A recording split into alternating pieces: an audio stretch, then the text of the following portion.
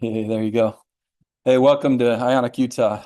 I'm Todd Hale, and quick background about me. I used to work on a Ionic project up the hill over here at Verisk Exactware. Um, was over their mobile product for one of our product lines. Um, I'm doing something else at the same company now, but I love to tinker with Ionic, and so staying involved with it. And also, I'm a part-time instructor here at MTech. We have a web development program here. It's um, not just sponsored, but it's funded by the state. It's all of the programs here. If you look down the thing over here, I see welding, there's robotics, there's uh, over here we got diesel and the general mechanic. Um, all these programs, and then they got nursing and um, cosmetology. My daughter went through cosmetology. My son went through light engine repair, and they're both using those skills for their full-time employment. So MTech's a great college. Make sure you learn about it so that you can spread the word, because kids that are in high school, they sign up for come down here concurrent enrollment. Half a day, they're here. It's a 3 hour class. It counts towards high school graduation, and they come out of it with skills, with a trade skill.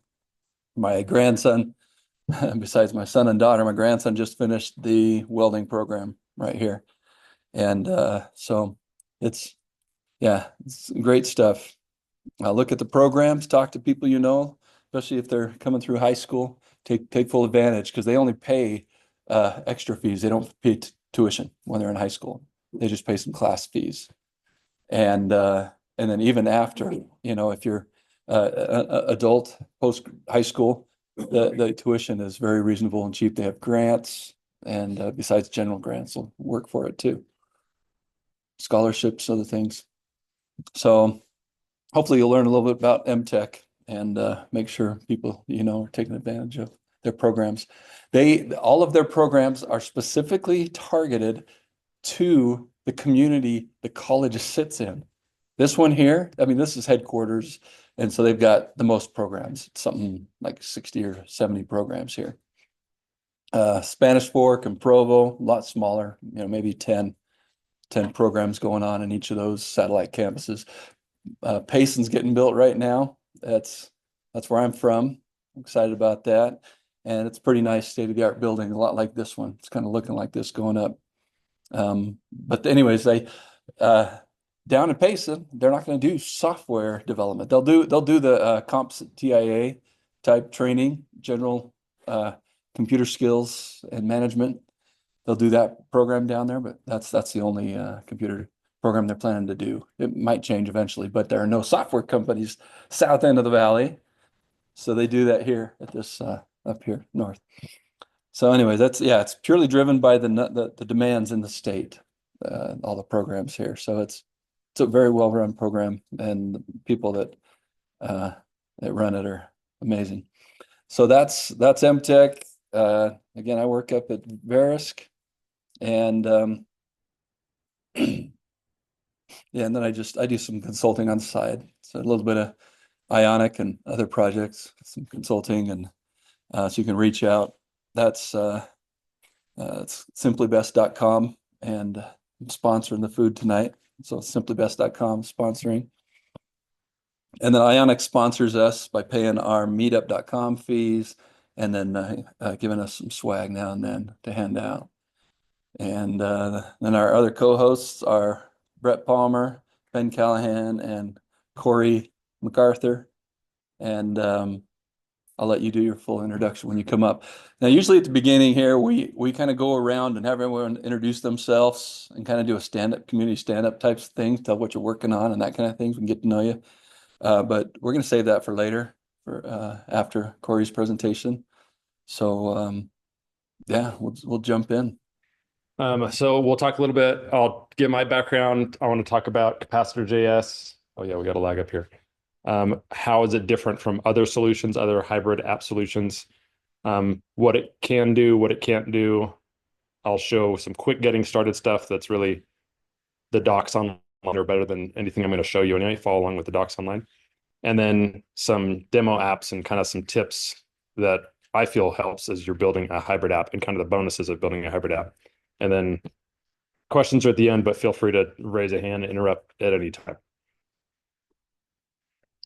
Here's my background specifically with Ionic. I built a handful of apps. One Goal Finance is my app built on Capacitor.js, Ionic, and Stencil.js, the web component compiler that Ionic actually uses under the hood. It's for iOS, Android web, available and selling okay. Not great, just okay. I used to work at a company called Table Needs, where we had an iOS and web application also built on Capacitor.js and Ionic React. I started a startup called Our Tributes with a buddy of mine, where we just have a web app, but we also use Ionic components because it's primarily used on like a mobile device. So when you scan a little QR code, it will pop up a profile about a person that's passed on. So we sell these little sticky QR codes that you can stick on a headstone, and you can learn about people that have passed on before, and then write tributes and upload photos and stuff. I also worked at Swirkit, which is one of like the featured Ionic apps, even from like Ionic V1. They're on iOS, Android, and web.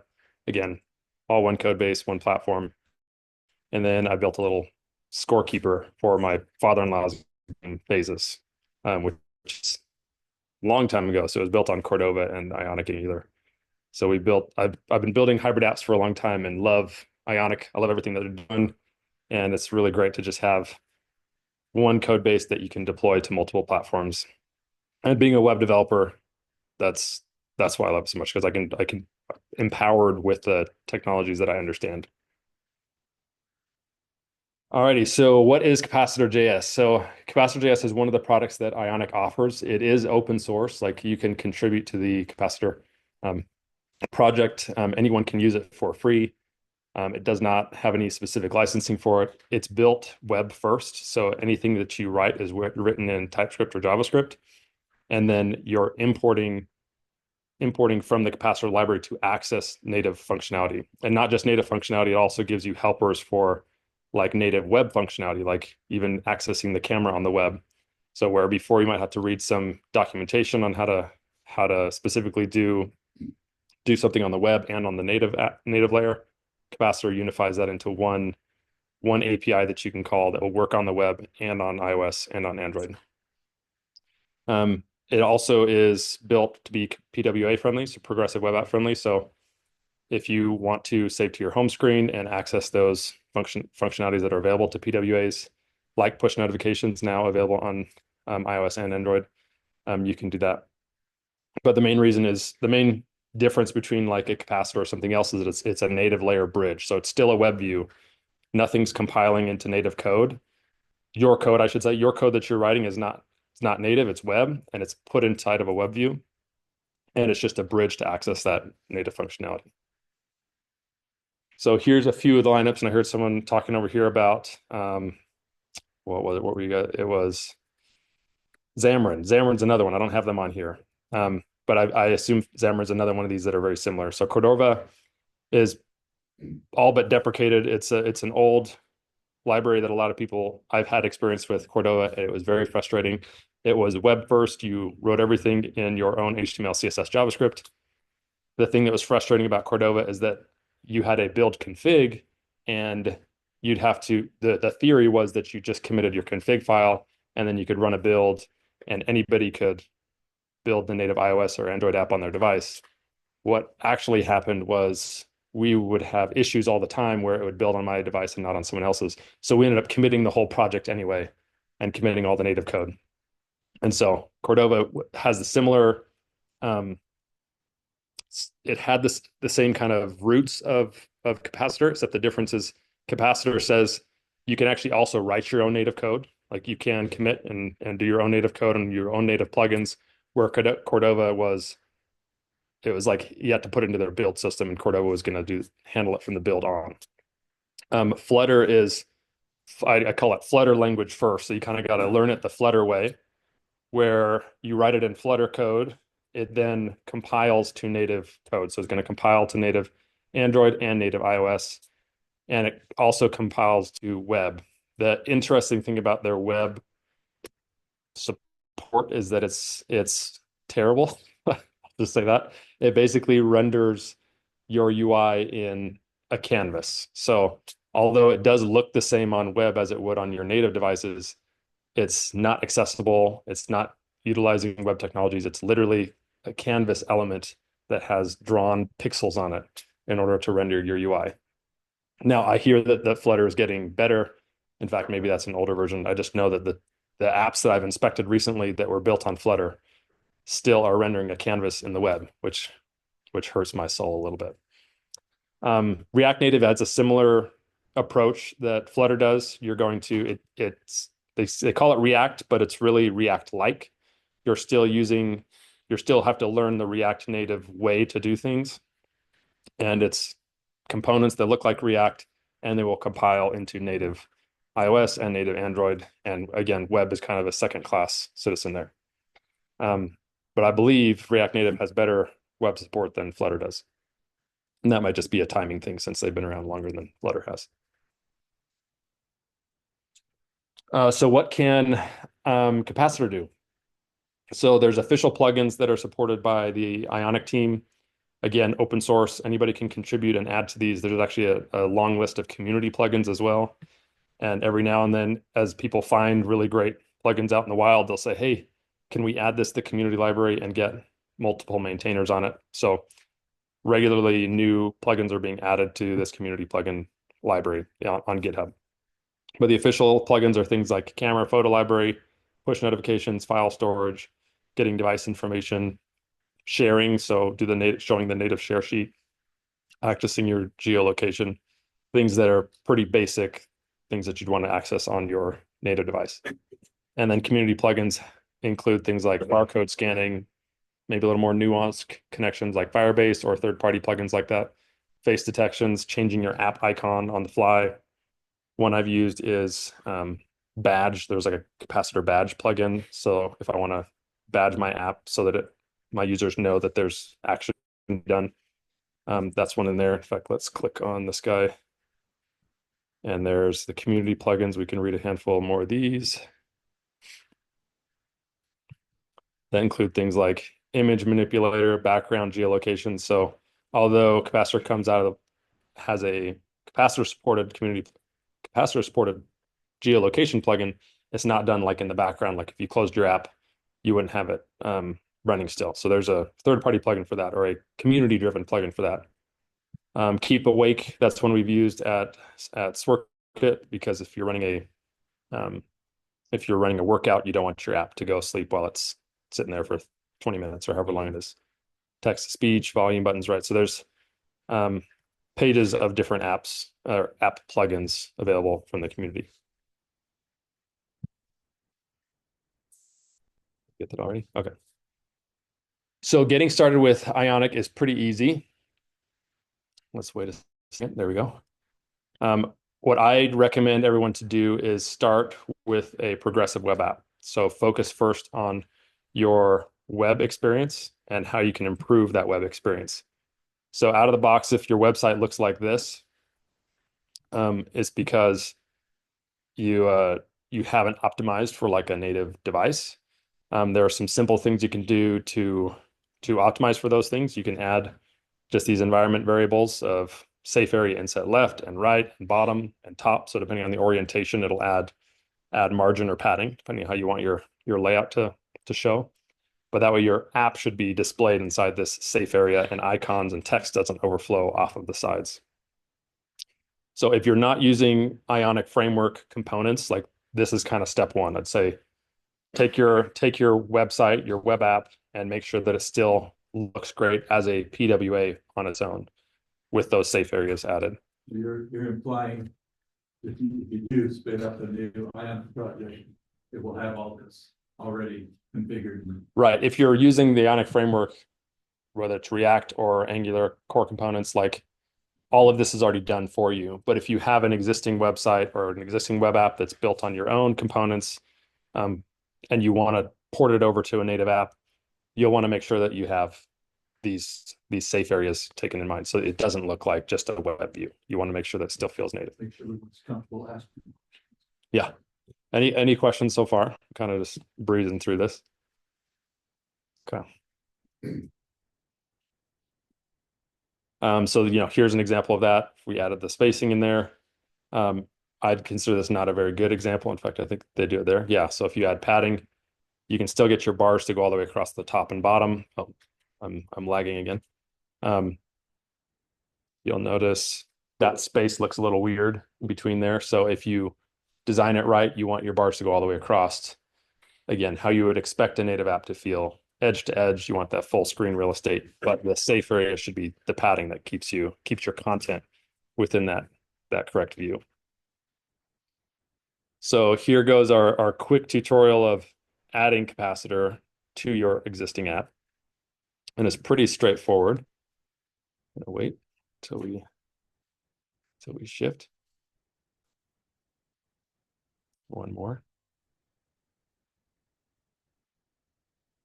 So capacitor is really just supposed to be a very easy drop-in solution. There's a few little gotchas. Again, if you have a web app, most of the time you have these things, but it's still worth noting. It requires a package JSON file so that you can run some scripts and so that you can point it to a dist folder. So there should be you'll typically run a compile command and all of your assets sit inside of a www folder or some kind of dist folder. And then you can point capacitor to that. And then it also needs an index.html file. So if your web app does not have index.html, you'll need to rename it to index.html so that it can find it properly. You'll also need, this is an interesting one I read today that I hadn't realized, but you do need to have a head inside of your HTML file. So if you don't, just add an empty head so that capacitor can inject itself correctly. And there are great docs online, so I'm going to pull those up really quick. And wait till you see it. It's just at capacitorjs.com. And our call to action is install capacitor. And it's really like 6 steps. You'll npx init or npm init capacitor app that will download some. If you're starting from scratch for the app, it'll like spin up the files for you. You then install capacitor core and capacitor CLI so that you can run some nifty commands there. And then you'll add Android or iOS. And that's also an npx command. So npx cap add Android or add iOS. And it will create a folder called iOS and create a folder called Android. And it'll include all the native like boilerplate you need. And it'll include also the web view and where your code's going to compile and then move into that web view. So once you've got that project added and you compile your code, there's just a simple npx cap sync command that syncs what your dist file is in your web directory into your native code web directory so that it can launch on the native app. The thing I love about capacitor web apps versus or just like your PWAs, because a lot of times people will push you to say, oh, we can do all this on a PWA. There is still a lot of speed benefits to having it in a native environment like in capacitor, because when you launch a capacitor app, it's not hitting a web server and then getting all the HTML and CSS and JavaScript. That literally is compiled and on inside of the app and inside the web view. So just like when you serve something locally, it's super fast and responsive because it's getting assets from your machine. The same thing happens in a capacitor web view. It's serving those assets from the machine, from your device. So that's what npx cap sync does, is it takes all of your compiled code and puts it into that native web wrapper so that it's on the device when someone does install it. So that's really the quick getting started thing there. Any questions so far? I'm going to jump into some demos if not.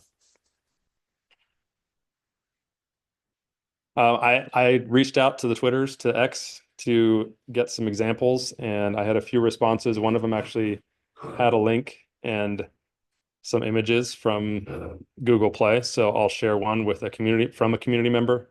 This is PetMax, built with capacitor, and Ionic, you can tell it's like a pet social media type app where you can share pet videos, discover pet videos, like them, and looks like it's got a random generator and then also like log in, manage your own videos. So that's kind of a fun, silly one, if you will. Swerkit is the company that I worked for previously. And in this little section is actually a presentation I gave a while ago. So some of these are a little out of date, but I wanted to point out kind of the benefits you get from using Ionic Core, or Ionic React, the Ionic component library. Again, open source, but they are elements that you can use inside of your app that make it faster to build web apps or native apps that look like native apps. So here's an example of the Ionic app of the Swerkit app that gives you these native transitions when you're moving from page to page. So you'll notice here we have collections. So inside the Swerkit app, there's like strength, cardio, yoga, stretching. And when you click on one of these categories, it's going to drill into the category section. And then you can click on one of the workouts and see a workout with a list of exercises. And I'll just point out, this is an Ion navbar component, or Ion toolbar, sorry, with an Ion title, an Ion menu. The bottom is an Ion tab bar with these icons in it. So this is already out of the box, just using Ionic components. This component is custom because it does some like funky transitions as you scroll. These cards are also custom because it's just an image in and some text. But these are Ion items with images before them, paragraph text, Ion button inside of an Ion footer. So really a lot of these elements are just standard UI components. One of the best benefits I see of using Ionic is how it translates your design across multiple platforms. So you'll notice in this little video here, I'm on an iOS device. So as I click on a category like strength, it's going to slide in from the side because that's what happens on iOS. You slide from right to left as you move into a stack or into navigating somewhere, and then you can tab or you can go back and it slides out of the view. Any Android users here? Show me some hands. Let's get some audience participation. Do Android devices do that? What do they do? Yeah, it all slides up. So give it a second. We'll show you the Android version. Android, when I click on a category, are we there yet? Yeah, it slides up from the bottom. And I click on a workout, slides up from the bottom. And maybe you're not quite seeing it because there's a little delay, but you'll see that that's what happens. There's also, you'll notice that the footer button's a little different. It's got the drop shadow of material design. Our back arrow is a little different because on Android, you get the arrow with the line. On iOS, you just get the chevron back. The menu icon, I think, is also a little different. The header or the Ion toolbar is a little different. It's thicker when it's on material design, and there's more drop shadows in material design than there is on iOS. So my background is in design, and so I love these two paradigms, and I love that Ionic gives you this out of the box. So you don't have to code it separately. You don't even have to tell it which platform it's on. Ionic can already detect what platform it's on, and it will render it according to the platform, which means you can focus on building features rather than trying to match what it's supposed to look like on that device. Some designers will even claim or push that, oh, we should push our own brand rather than, honoring material design or iOS design guidelines, which you can also do. You could also say, oh, we're always going to look like this on iOS or Android. I don't believe in that pattern. I feel like you should make your customers feel at home wherever they're at. So it should feel familiar rather than trying to teach them your own platform or your own patterns. So here's a very simple one, but you'll see, in fact, this is the old segmented bar on iOS. The new ones, again, Ionic has updated as as the material design guidelines have updated. So this, I think, was from 2021, but that little segmented bar on iOS looks different than the tabs on material design. And this is now updated even in this Work It app because they've updated Ionic and they get the free UI updates as well with it.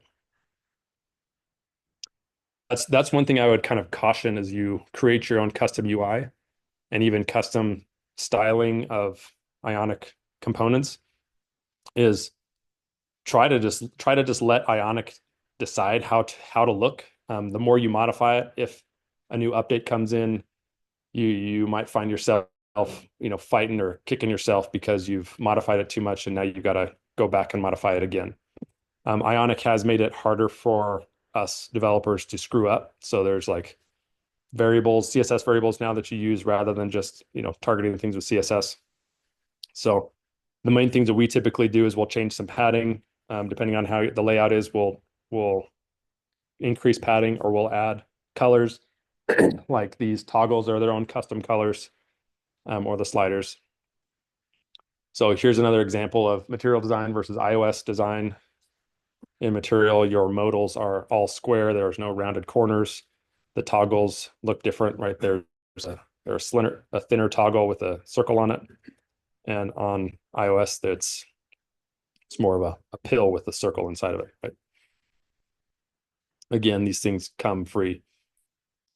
Out of the box, the modals tend to be like a lot smaller than this one. They're like 50%, maybe this one's size.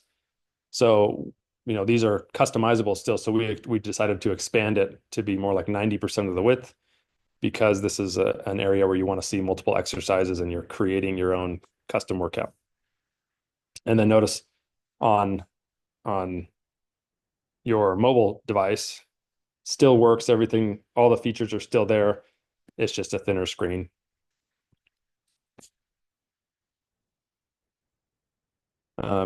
When you are done working out, we give this like confirmation alert. Again, iOS has rounded corners and a primary action in the bottom right, and it's bolded, where material design still bottom right is bolded, but you'll notice the text is all uppercase. It's got drop shadows and the radiuses are a lot smaller.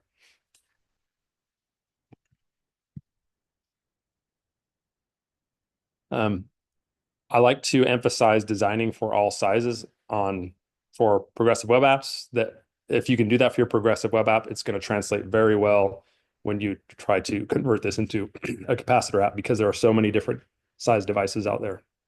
So one of the things that I do is as we're designing for different sizes, I also try to consider where call to actions should be. So on a larger screen like this, or on desktop, notice our call to action is here, begin workout. It's our bright orange color. On a mobile device, we don't ever want that call to action to be off the page. Even if the screen size is smaller, we use an Ion footer on mobile. So here's where a little customization comes in. So even though, yes, Ionic comes with these great patterns and paradigms to use, you can still up level your game by considering both sizes, and in one instance showing a footer so that it always sticks at the bottom, easy to access with the thumb. And in the other instance, it's floating below our little, arc for selecting the time. And we do that in a couple places. We do it here as well. When on desktop, our select workout, our button's right there at the top. It's above the fold.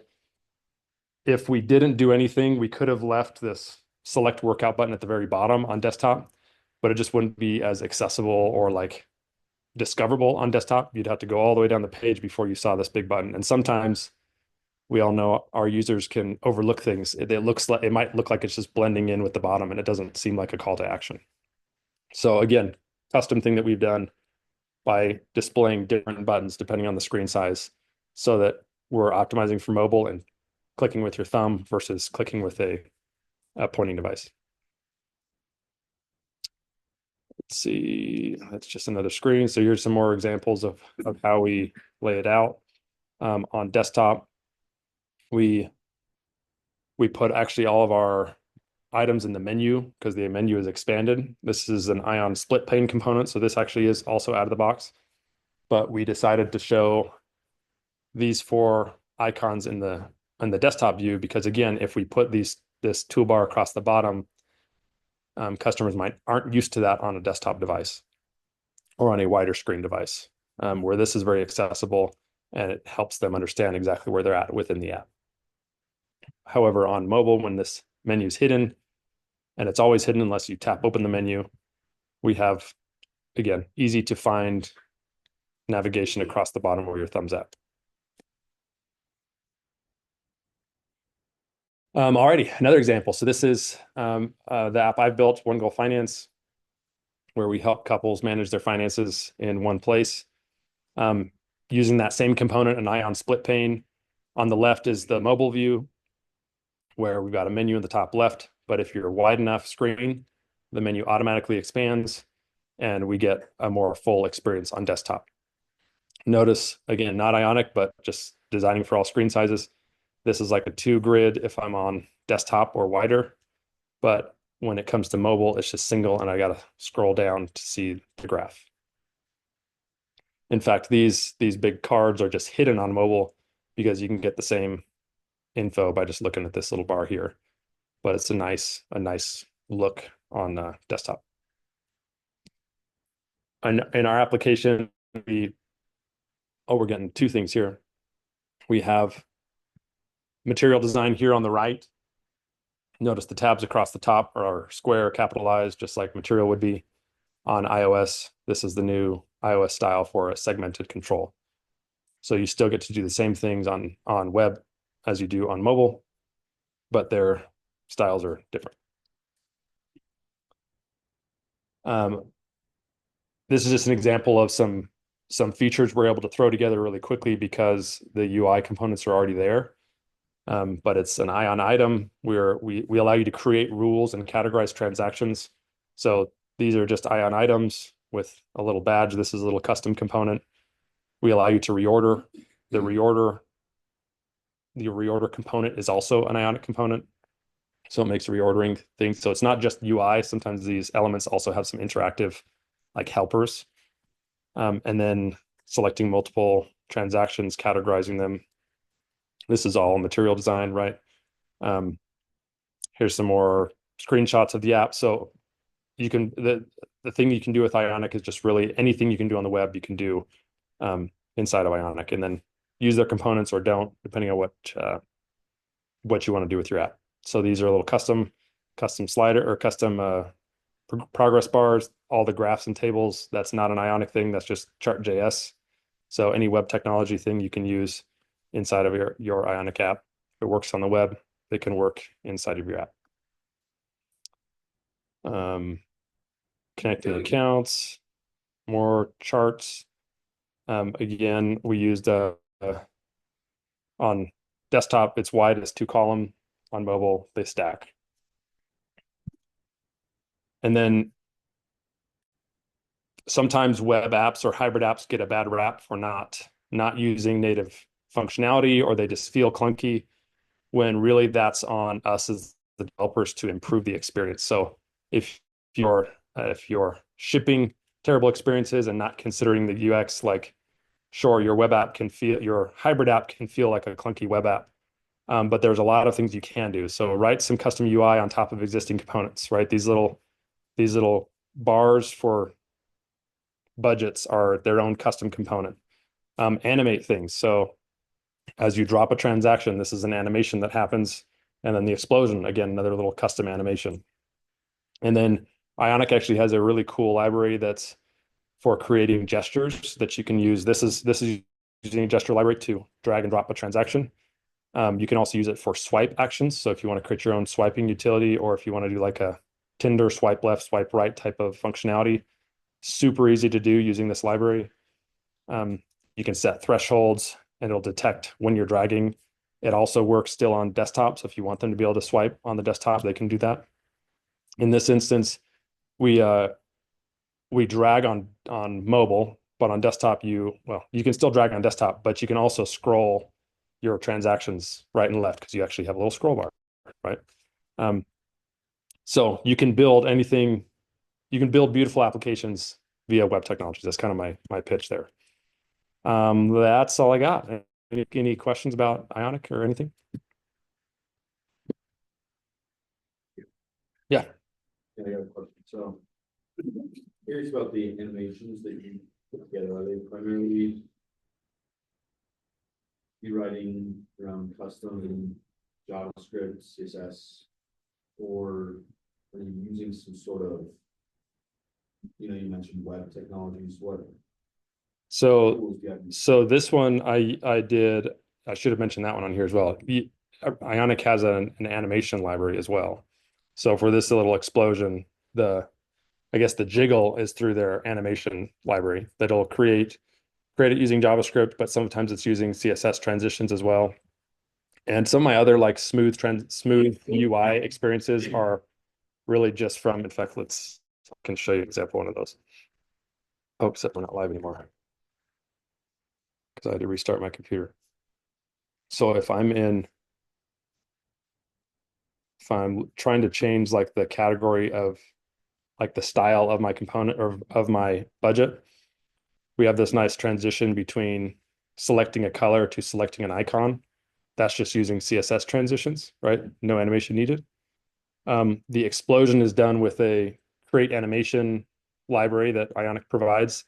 And then the shake is that. And then the explosion is something I found on like a Canvas element. So it's actually using Canvas to do that. So it like detects the colors of the element I'm exploding. I hide the element as it explodes, and then the element reappears, or the thing reappears. Mentioned using Ionic create gesture, like there's other, even if you're doing the web app, there's NPM packages you can use to like drag and drop. Yeah. From your perspective, why would you go do an Ionic create gesture rather than just using an NPM package for the web? You could use either one. I always look to Ionic first because I know that I'm going to update all my packages. It's good. It's included in my Ionic core like package. But I have used like in the past, I used like Hammer.js to do like long holds. But then I ended up replacing that with an Ionic gesture. I wrote my own when I first wrote this one, it was my own drag and drop, very complex code to like make sure I can move it and follow it. And then once they released the create gesture library, like I figured out how to replace it. In fact, that would be an interesting talk to like show the code with and without, or on my own and with their gesture library. Was a good case, right? Yeah. Already have the app wide. Yep.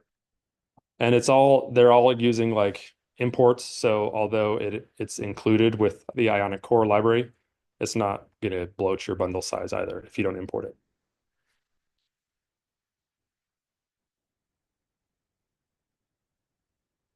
Any other questions? I have another question. Yeah. Use any tools like to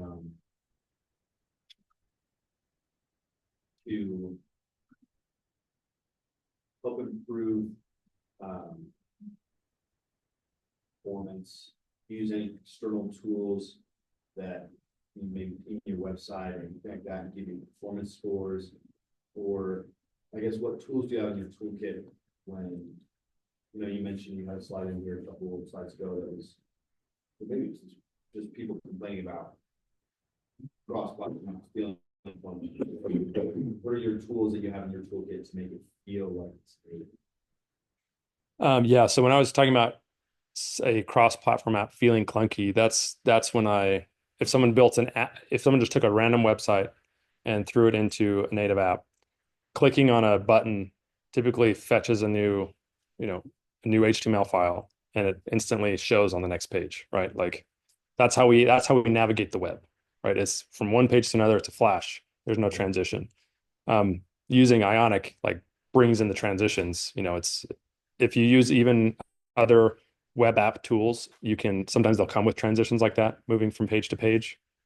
So that's it's not a performance thing that you're asking about. It's more like the polish. And for me, it's about the transitions between pages that I think makes the biggest difference when it feels clunky. For performance, like I've used Lighthouse if I'm trying to make my PWA go faster. If I've had issues with memory, like I'm trying to just debug with the console with Chrome. I don't know if you guys use other tools for checking on performance. Oh, one of the things I did want to say is the coolest thing I think about using web technologies is that you can write all of your end-to-end tests against the web, right? And all of your views are now tested, through Playwright's really easily done. And you don't have to write, not only do you don't have to maintain 3 code bases, you don't have to maintain 3 like testing libraries to make sure that all your apps are still working. It's actually something that I was off topic of your presentation, but I was kind of showing up here to talk about, wondering. So we've been using Cypress, and it's great tests on the web. Yeah. But I didn't see a way. We hit a bug recently where something broke just on iOS. It was like if you tapped into a conversation on our app, then you tapped out, and then you tapped back in, like it wouldn't route to that page. It's like our end-to-end test Didn't get it. that would not have caught it because it worked fine on the web. So Yeah. you guys been able to, is there a way that you guys are aware of to write end-to-end tests natively? Or be able to I haven't. emulator? Yeah, I haven't. All my end-to-end tests are run against my production, my dev There are deployed some, web app. usually writing against them. It comes with its own challenges, but. Yeah, this is your pro tester. So I think Playwright, so I did like Cypress with people, but I kind of converted to Playwright. Because it's a really good tool. And I think it runs against an emulator, but I haven't tried that yet. But Okay. Yeah, I've only done Playwright against like Chrome or Safari, so I'd be interested in looking at that. And does Playwright support, does Cypress support multiple browsers now? That was always the other issue, one of them. Yeah, I think it does have more than the Shrug. Yeah. No, multiple browser, multiple windows. I think it was multiple windows that you couldn't do in Cypress, right? I don't know if I wanted to. In the early days, it only ran in Chrome. Oh, really? Yeah. But I think it's it's a ton of stuff. Yeah, the only, I found a GitHub repo that they were doing some WebDriver stuff, but it was they were doing end to end. But the demo was with the Cordova Ionic. It should still work. Yeah, because Cordova and Ionic are very similar in that it's launching a web view and you test against the web view. So I would imagine if it worked in Cordova, it would work in Capacitor. I guess I'm more saying. An old one, yeah. Yeah. My company, we do with both the web and mobile portals. And our QA team, we actually use something called Browser Stack. So. Does Browser Stack do emulators then? Is that what you're saying? Actually,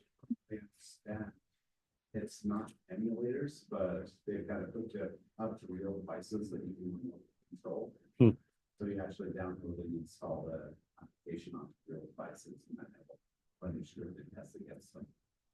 Wow. Is it an open source tool? It's a paid service. Yeah, Browser Stack is a paid service. You can do some stuff on Browser Stack for free. I'm not entirely sure of this, but I think they actually took it over from Microsoft after they bought Xamarin. And Xamarin used to have something similar where they actually had about every device you could imagine. Yeah. The Google like Firebase, I think, has some emulator stuff too. I haven't dug into it, but they're always advertising to me. It kind of sounds like most of these, like Browser Stack and others, they have all these devices, but it's gonna run your app in their browsers, not necessarily in the native app director. Right? Oh, no, you install the app and you launches it. Yeah. It's the true native execution. That's cool. And I personally, I've been doing clubs for, and I probably experiences. Yeah. I do not trust any there's for anything. Yeah. A lot of features are new to doing. Yeah. I only trust it.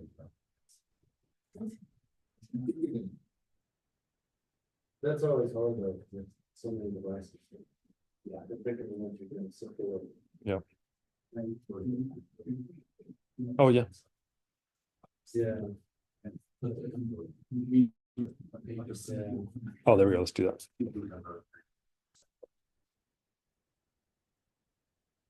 Cory and Nick.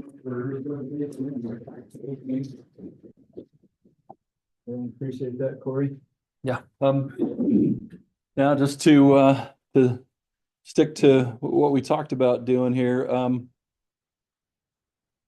community stand-up, open lab and networking. We're gonna hang around and talk some more, but real quickly, we've already, some of us already met and talked about what we're doing and stuff, but if you don't mind, just come up, those that are interested. If you're not, just say pass what, because we'll go kind of zigzag down the tables here. But we want you to come up here, just say, tell us your name, where you're working, what you're working on, why you're here. Like, most of us are like, I've got these ideas. I want to build an app, I want to do this, and do it the easiest way possible. Just share some of your big interests and aspirations in this area. Yeah, and I've already given my introduction, so you've heard, well, most of you heard me. Some of you are a little bit later, but I do try to work on projects on the side. I do have a couple things going. I'll just show you one thing. Let me see. See, I've got his bookmarks, not mine. Ionic components.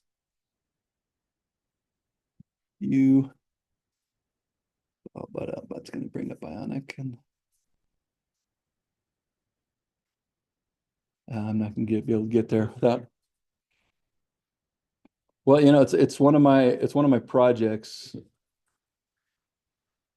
Yeah. Okay, just up. No, it was I think it's Ionic components. Oh, I thought I saw it there. Crazy.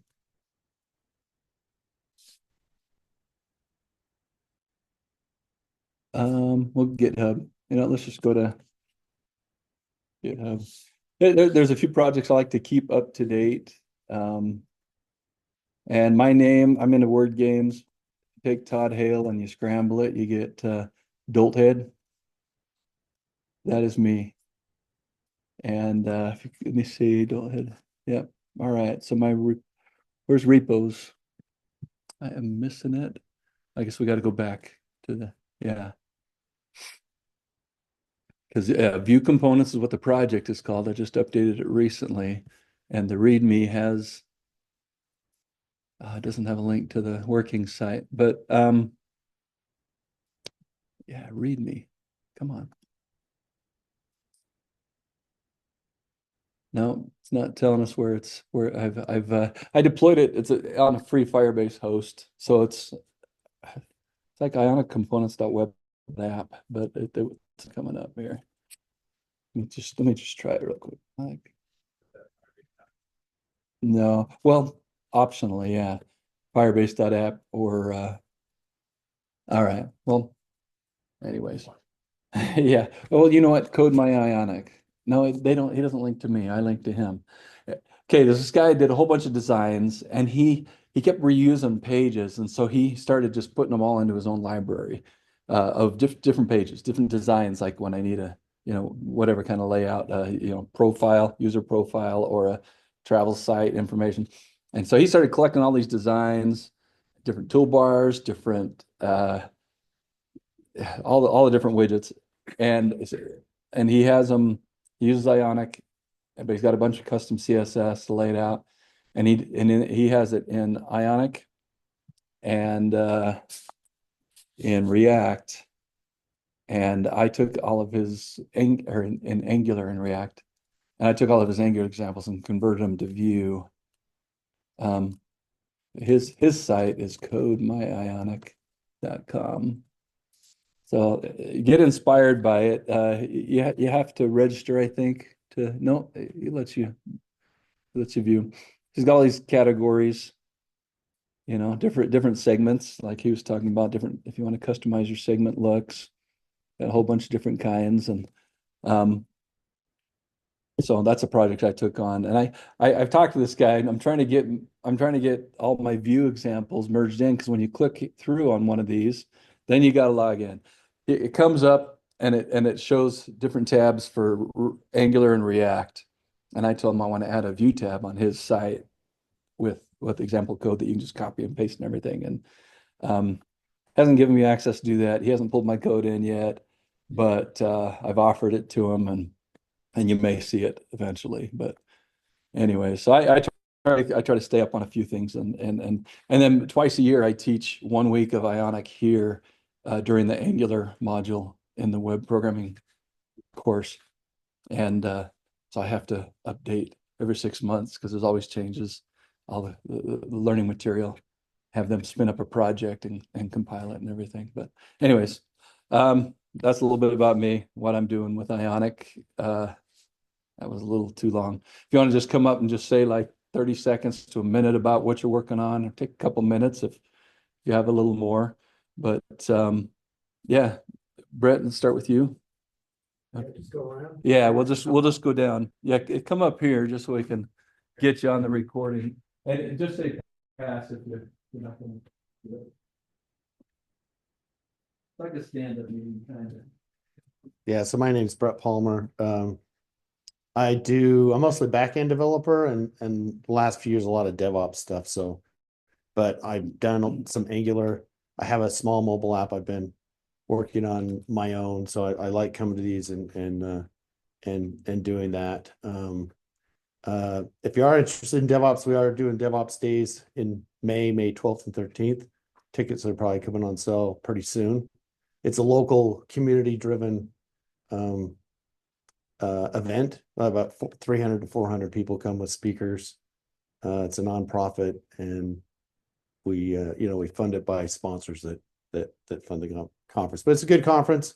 I do like my mobile app is I purposely develop it and then run it in Amazon, run it in Kubernetes. So a lot of back end type stuff.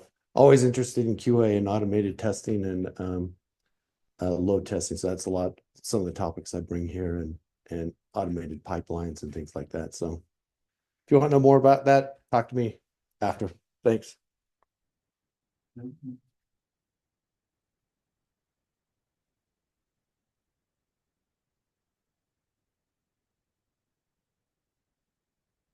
Hey, I'm Ben Callahan. I'm a software engineering team lead at a local company called Edigy. Most of the work that I do is actually in C# and .NET. Ionic and web is more of a hobby for me. But I've recently started working on a board game.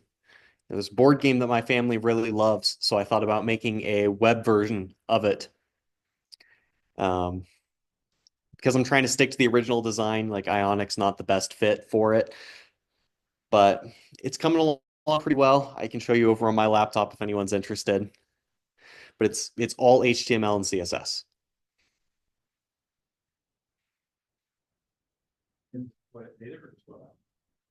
Probably just going to keep it as a web app.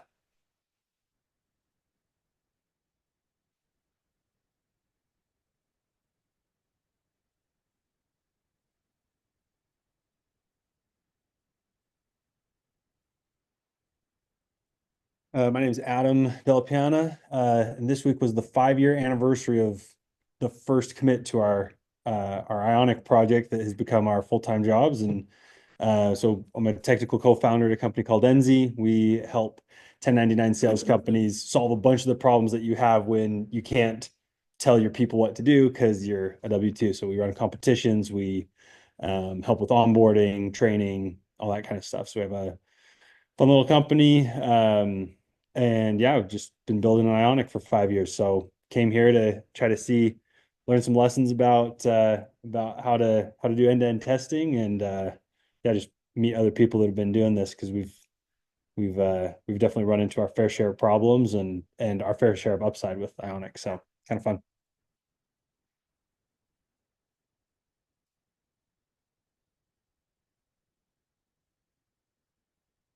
How's it going, everyone? My name's Adam Norton. I am also a developer at this company called Enzy that's about 5 minutes away. And yeah, he's tall. I'm kind of, but I'm working on it. Um, and I'm kind of a Padawan to Adam Del Piana. So everything he does, I like to copy him. This is probably the first time he's ever copied me and coming to something. So maybe that's a good sign. Um, I love have a passion for being a good developer, want to become the best. And I'm always curious to meet other people who are also trying to make their products the best. And as I'm still very young, I see a big future in for myself in tech and want to make sure I'm sticking to the best technologies available to me and collaborating with people who are also wanting to grind on those projects and make them better. So I'm excited to be here, and it's been fun getting to know a couple of you guys.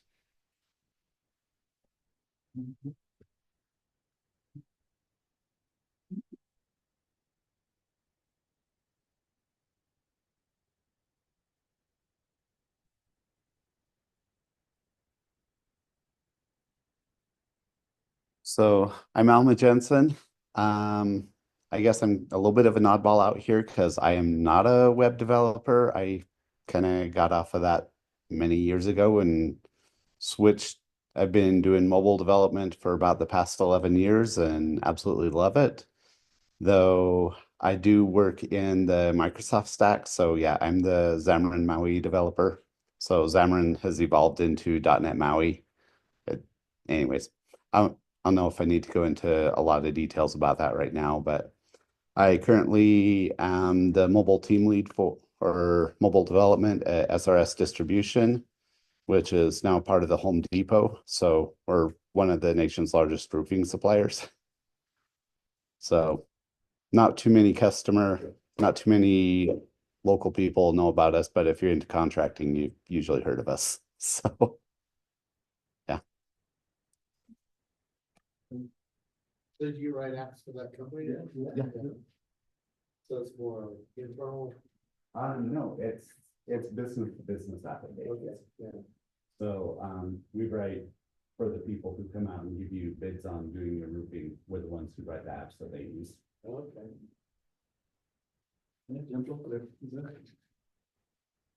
So, you can call me EJ. I'm kind of just here with my dad, but I don't have a job, but I am currently working on a website that is full of games that me and my friend code. So, and I am planning on learning script code sometime. So, yeah.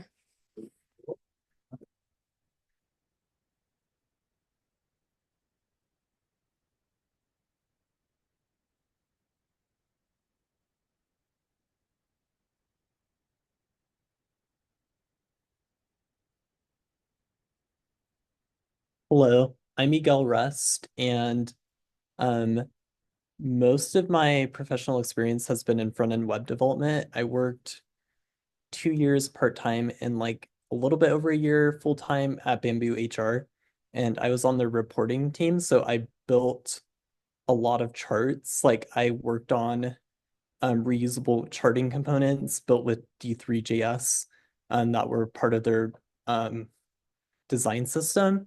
I currently work at the Salt Lake City office of Goldman Sachs, um, on a team that builds like internal tools, for like the operations, people who work there.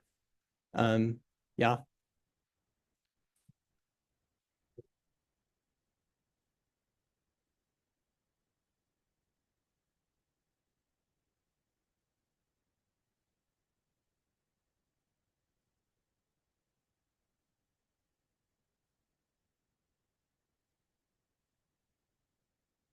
My name is Andrew Turpak.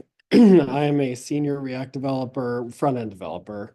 Been working in React for about like 5 years.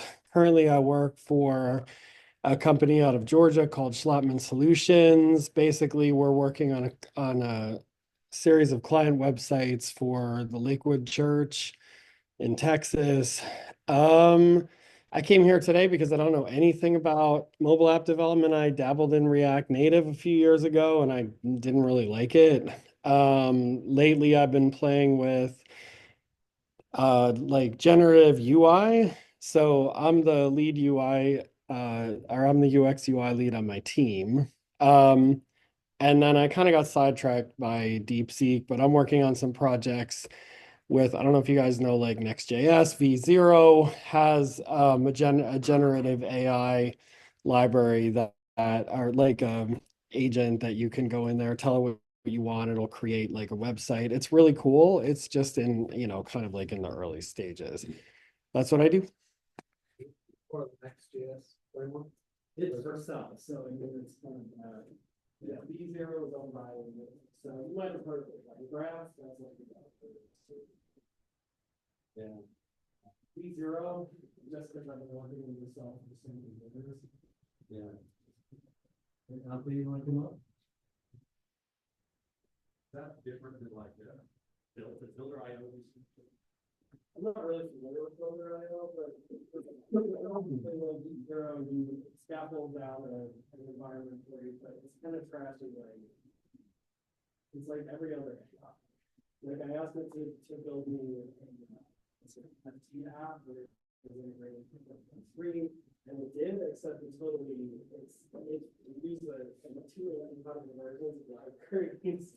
And so I managed to like get it to work, but I could not. It wouldn't understand, like, you cannot use this version of WAGMI with this version of Next. It's like never going to work. And folks say, oh, you're right. And then here do the same thing. Yeah, it's inconceivable. So my name is Alfie Madsen, and I'm a mathematician who's been pretending to be a software engineer. I'm currently working at an internship at a company called Aquaveo, which does computer. Basically, it helps. It creates tools for running for running command line. Or creates a UI for running command line tools that are available to the public for simulating watersheds and other things like that. And since the internship is wrapping up, I'm planning on getting back into or dusting off a project that I had in writing a GPU-driven graphics, and I wonder how far I could get with that. And then I think that's pretty much everything.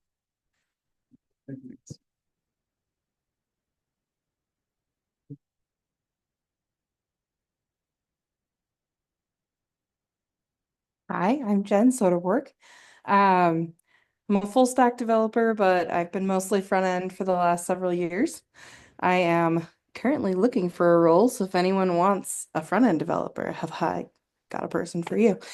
I actually knew nothing about Ionic. I did not know it existed until this afternoon when I stumbled across this meetup. But this is actually perfect because I've had an app in mind for like a year and a half, and I just have not tried to figure out React Native or any other native build. So this will be great. Right. I'm primarily React. Yep. But I have like a smattering of assorted things. Anyway, thank you.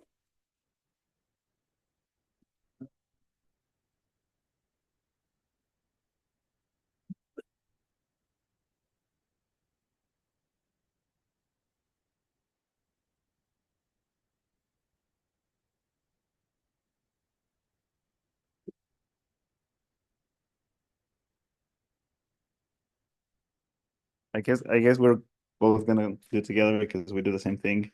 We're brothers, we're not twins, in case you wonder. We're originally from Peru, so we're students here.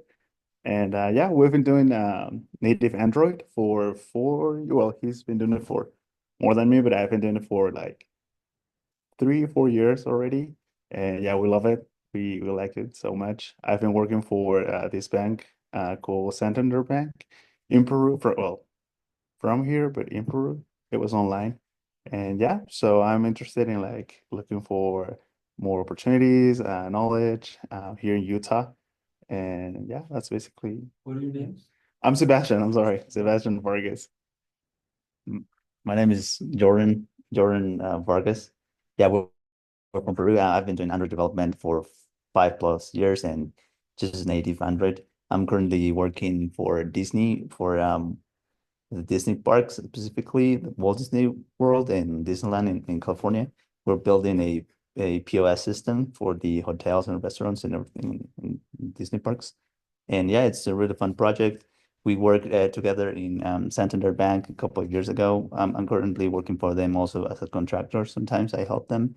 And yeah, basically I've been doing native Android my whole career. So I was very interested in React Native and Ionic, and also currently learning.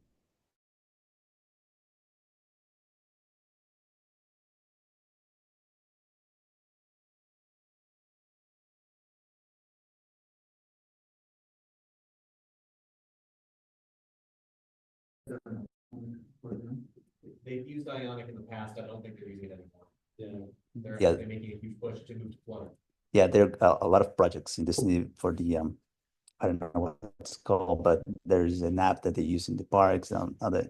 My project is specifically for the POS system. It's actually like a whole terminal with the cash drawer and card reader and that kind of stuff.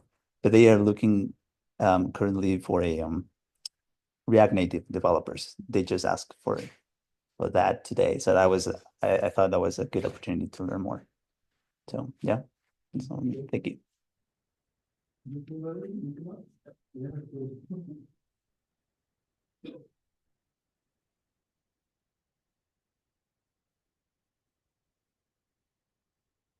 Hi, I'm Spencer Vargas. Nothing impressive, to be honest. I'm the third brother of the group, and I'm just starting the journey on software engineering. So this was pretty interesting, actually, to know that.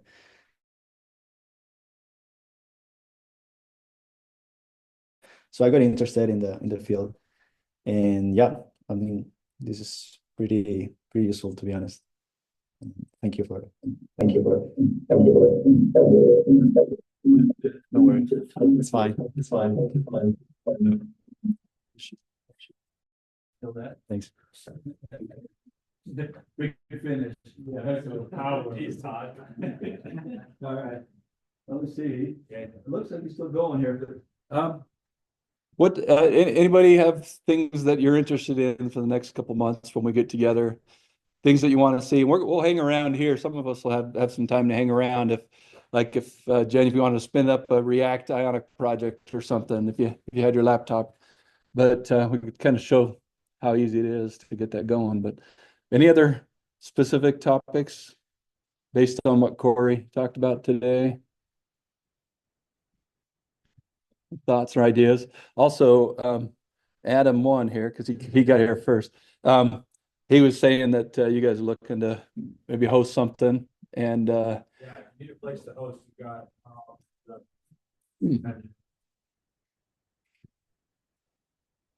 yeah, we'll talk about that, see if that'll work. And we're always looking for presenters too. If there's something, one thing you just want to drill down on and present on, that'd be awesome. We're always looking for that. Complexity are you looking for? Just something you think would be interested to people. If you think, this would be cool if I put together an outline and then put it up on YouTube, see how many views you get, because there might be an interest. It's those kind of topics that you think, and we're open to anything mobile related, full stack, rapid application development. We're really into just rapid application development, but with good practices. And Cory touched a lot on design and feel and user engagement and stuff. And there's a lot more to talk about in those things. But yeah, and everyone sitting in this room is on the short list. So we only got 15 people here to present. in this meetup. So I just want to put that out there. Get the wheels turning if those wheels have never turned before. Make sure you're thinking about that. We do take presentations from anybody that's got something interesting they want to present. And if it's something more suited towards something else that's not really mobile related or something, we could either try to tie it in, or we could help find one of the other meetups, because there's a lot of meetups that meet here and all around the area. Vivint hosts a bunch. Yeah, north into Drake, but there's a whole bunch of hosts for meetups. But yeah, you have thought? Yeah, I'd be interested in seeing that. Just the Hello World plus, just one step into an application. Yeah, see how that goes. Yeah, that'd be interesting. Yeah, and we could have someone do a spin up Hello World of React Native, and then we'll do Ionic, and we'll just look at all three of them and talk about the pros and cons, because that's what it's all about. Pros and cons. What is your technologies you use? What's your background? And we're focused on rapid application development, so use what you know to build new things. All right, cool. Any other questions?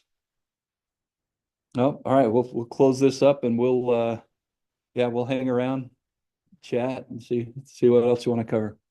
Yeah, thanks everyone.